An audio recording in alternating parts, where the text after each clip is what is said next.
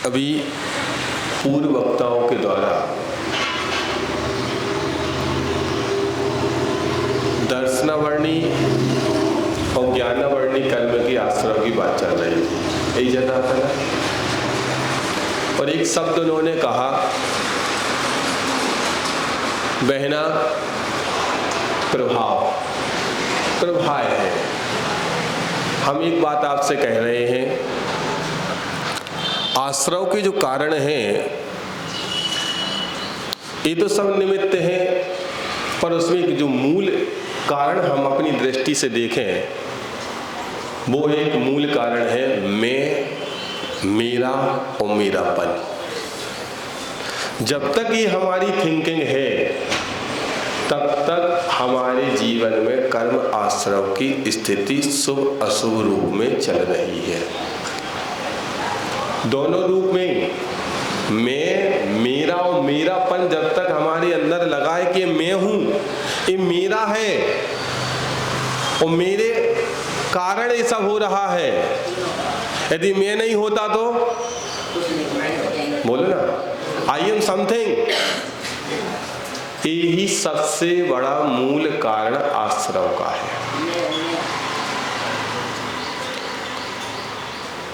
और मैं शब्द यदि हमारे जीवन से निकल जाए और हम शब्द आ जाए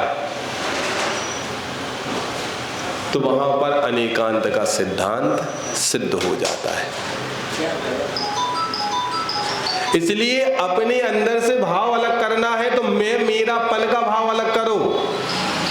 मेरा, तेरा, मेरा एक कुछ भी मेरा नहीं है। जो कुछ मेरा है वो सिर्फ मेरे अंदर है। और क्या है वो? मेरा स्वयं का भाव, मेरी स्वयं की थिंकिंग। मैं आपसे एक बात प्रश्न पूछना चाहता हूं, आप धर्म की परिभाषा बताइए क्या है? डेफिनेशन ऑफ धर्म है। धर्म किसे कहते हैं? और आज हम व्यक्तियों से कहें वस्तु का स्वभाव क्या है? वस्तु क्या चीज है? वस्तु क्या चीज है? अब मैं आपको एक बात बता रहा हूं, जो आचार्यों ने वो कहा वो बिल्कुल कोई गलत नहीं है। वस्तु का स्वभाव ही धर्म है। पर आज के वर्तमान परिवेश में यदि हम धर्म को कहें तो इंटेंशन सही रखना सो धर्म है।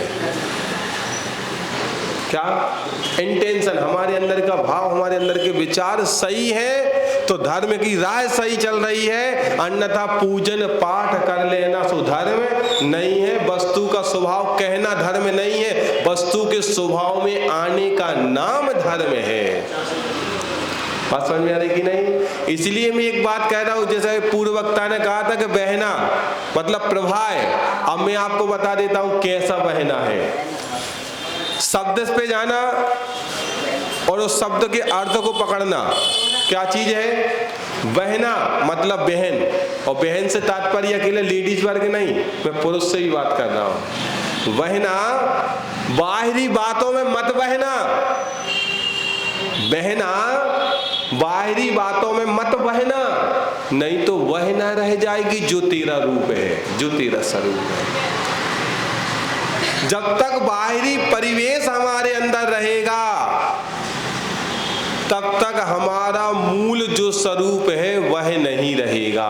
और जब तक, जैसे कहते बीत राग और बीत द्वेष, दो शब्द बोले थे, आपके अंदर से बीत गया क्या राग, तो बीत गया क्या द्वेष। और यदि जिस दिन बीत गया तो उस दिन तुम्हारे अंदर आश्रव की स्थिति कम होती चली जाएगी और संवर निर्जरा शुरू हो जाएगी। इसलिए कह रहा हूं बहना बाहरी बातों में मत बहना, नहीं तो बहना रह जाएगी। जो है तेरा स्वरूप जो है वो नहीं रह जाएगा यदि बाहरी परिवेश में आ गया। क्योंकि जमाने के लोग हैं, क्या इस जमाने के लोग हैं और जमाने की बात को जमा जमा के करते हैं। बात समझ में आ रही कि नहीं? जमाने के लोग हैं, जमाने की बात को जमा जमा के करते हैं, इसलिए तो ये जमाने वाले कहलाते हैं। इसलिए बहना बाहरी बातों में मत बहना, नहीं तो बहना रह जाएगी जो है। जमाने में अच्छा क्या लगता जो जमा जमा के दिखाता है। बिना जमी चीज यदि बाल उखड़ जाए कैसा लग रहा है, और आपस में थोड़ा सा प्रेम कम हो जाए तो क्या कर रहा है, और यदि जमा जमा के बात करें तो बहुत बढ़िया, बोलो ना, सही है ना। और जमा जमा के हम बात करें तो बहुत अच्छा है, और यदि सही बात करें क्योंकि जमाने की बात है, जमाने के हिसाब से की जाती है। पर ध्यान रखना, जमाना शब्द खुद कह रहा है जमा, दुनिया में कुछ भी जमा नहीं रहा है, क्योंकि जमाना है, जमाना ही रहा है। तो वो तो दही को तुमने जमाया, पर मूल स्वरूप को तो मिटाया। जब मूल स्वरूप बिगड़ा तही तो दही जमा। इसलिए मूल स्वरूप को मत बिगाड़ो तो तुम्हें जमाने को जमाना नहीं पड़ेगा। समझ रहे कि नहीं? हम मूल स्वरूप को बिगाड़ रहे हैं, जो हमारा मूलभूत स्वरूप है, और उस मूल से जो चूल की प्राप्ति होना है उसको हम भूल रहे हैं, क्योंकि जमाने वाले हैं, जमाने की बात जमा जमा के कर रहे हैं। इसलिए कह रहा हूं बहना, बाहरी बातों में दुनिया वाले हैं। ये दुनिया है जिसमें दो रंग हैं, ये दुनिया है जिसमें दो रंग हैं, और जब तक दो रंग हमारे पास रहेंगे तब तक अंतरंग हमारे पास नहीं रहेगा। बहिरंग और अंतरंग दोनों होना आवश्यक है, पर शेष हमारे पास अंतरंग ही होना चाहिए। यदि जीवन का विकास करना है तो इंटरनल और एक्सटर्नल गुण होना जरूरी है। ऐसी आत्मा का विकास करना है तो हमारे लिए अंतरंग और बहिरंग परिग्रहों को छोड़ना पड़ेगा, तब जाकर के हमारा जीवन वह हो जाएगा जो होना था, नहीं तो बहना रह जाओगी। समय अपनी आवाज गति से है, और आश्रम की चर्चा की बात चल रही थी, तो विषय तो बहुत सारे हैं, पर हम तो आपसे इतना ही कहेंगे कि बाहरी बातों को छोड़ो और अंतरंग को ग्रहण करो, और अपने स्वरूप को पहचानने की कोशिश करो कि वही रूप तुम्हारा सही है, बाकी रूप तो रूप है, स्वरूप नहीं है। तो बंधुओं, पूज्य महाराज जी के दर्शनार्थ पधारे थे और दर्शन करने का सौभाग्य मिला, और साथ में आप लोगों से चर्चा करने भी मिल गई। बीच में हम आए, नीलेश भैया के कार्य में अवरोध हुआ, ये भी एक आश्रव का कारण है।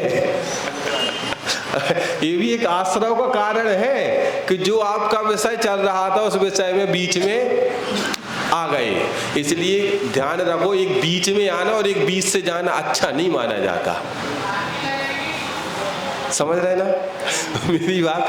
एक बीच में आना और एक बीच में से जाना, दोनों अधजल गगरी झलकत जाए जैसी स्थिति हो जाती है। इसलिए वो जीवन में स्थिति ना आए, ना कोई बीच में आए और ना कोई बीच में जाए। नहीं तो एक बार ऐसा ही हुआ कि दो महिलाएं बीच में से उठ के चली गईं। जिनवाणी का रसा स्वादन चल रहा था और महिलाएं दो उठ के चली गई, आज तक पता नहीं कहां चली गई। ये बीच में जाना भी अच्छा नहीं माना जाता। तो आश्रव भी एक बीच का कारण है, जीव अजीव और आश्रव। और यहाँ पर संबंध निर्जरा और इन दोनों के बीच में आश्रव बंद बैठा है। दोनों ही बीच में जो हैं एक खेल खेल रहे हैं। इस खेल में अब ऐसा खेल खेलो कि खेलना बाकी ना रह जाए। इन्हीं मंगल भावनाओं के साथ जय बोलो आचार्य गुरुवर श्री विद्यासागर जी महाराज की।